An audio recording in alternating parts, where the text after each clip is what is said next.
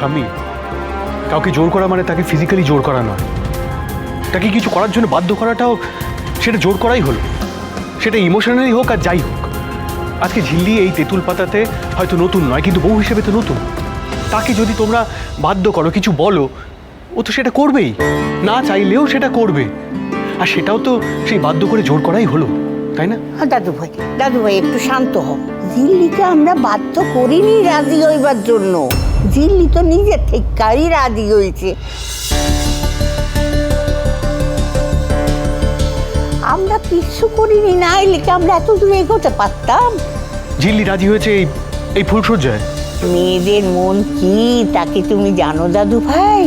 হয়তো অনুভব করেছে, হয়তো তোমার সাথে জড়ায় পড়ছে। ইম্পসিবল। এই দেখো, কেন ইম্পসিবল কেন? তুই তো বলেছিস যে ঝিল্লি মায়ের আগের জীবনটা তেমন ভালো ছিল না, অনেক দুঃখ পেয়েছে, কষ্ট পেয়েছে, হয়তো সব কিছু ভুলেও নতুন করে জীবনটাকে শুরু করতে চাইছে। তা সেই সুযোগটা তুই দিবি না? তাছাড়া তুই সকলের সামনে বলেছিস যে তুই স্বইচ্ছায় যা করার করেছিস। এখন তো আর না করা তো সাজে না। আমি সব জ্ঞানে নিজের ইচ্ছেতে ঝিল্লিকে বিয়ে করেছি। অগ্নি সাক্ষী করে যখন বিয়া করছো তখন সেটাকে সম্পূর্ণ করো। তুমি যা যা বললে আমার মনটা একেবারে বইরা গেল গো। এমন কইরা বউয়ের কথা কজন ভাবে বলো তো? তোমরা বুঝতে পারছো না ব্যাপারটা। আমি জানি খুব ভালো করে ঝিল্লি আমাকে মেনে নিতে পারিনি, আর সেটাই স্বাভাবিক, কারণ এই বিয়েটা নর্মালভাবে হয়নি। ওরা আমাকে না মেনে নেওয়ারই কথা। আর আমার তো মনে হয় যে ঝিল্লি যদি মনে করে ও আমার সাথে এক ঘরে থাকবে না, তাহলে সেটাই করা উচিত। ওমা, স্বামী স্ত্রীতে এক ঘরে থাকবো না? না, থাকবে না। কোথায় লেখা আছে যে স্বামী স্ত্রীকে এক ঘরেই থাকতে হবে? আর তাছাড়া আমি মনে করি এটা একটা মেয়ের ব্যক্তিগত ইচ্ছে, তার ব্যক্তিগত মতামত।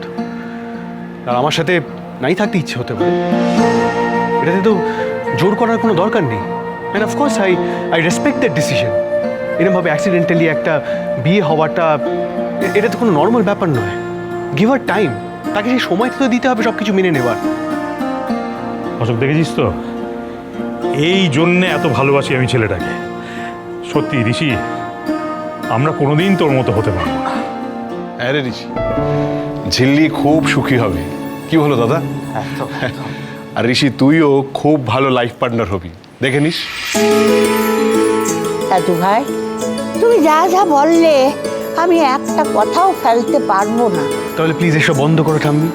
একটা কিন্তু আছে, যদি তুমি নিশ্চিতভাবে সব কিছু গুছায় বলতে পারতে তাহলে আমরা সব কিছু মাইনা নিতে পারতাম। কিন্তু দাদু ভাই, তুমি সবই বলতেছো হয়তো, মনে হয়, বাধ্য হয়ে, এটা নয়। কারণ ঝিল্লির কথাগুলো তুমিও সব কিছু জানো না দাদু ভাই।